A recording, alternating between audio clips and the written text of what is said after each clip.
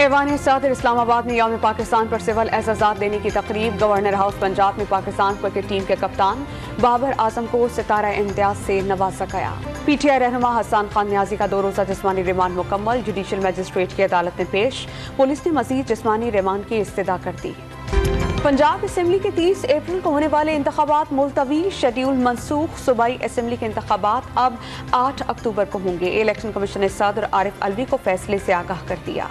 इमरान खान ने पंजाब में इलेक्शन का इल्तिवा आइन की खिलाफ वर्जी करार दिया। गैर आइनी फैसला मान लिया गया तो कानून की हुक्मरानी खत्म हो जाएगी। अदलिया से आइन के तहफ़्फ़ुज़ की पूरी उम्मीद है। चेयरमैन PTI का ट्विटर पैगाम।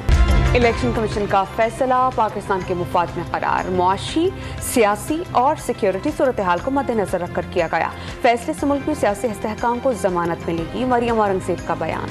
मुफ्त आटे का हुसूल जाने निगलने लगा। शहरियों के लिए वबाले जान बन गया। 4 सदा के सस्ते बाजार में मुफ्त आटे की तकसीम के दौरान भगदड़ मच गई। एक शख्स जान बहक, मुतादिद जख्मी। कराची में फिर बारिश का सिलसिला शुरू। इस्लामाबाद में बारिश और यालाबारी। मौसम खुशगवार।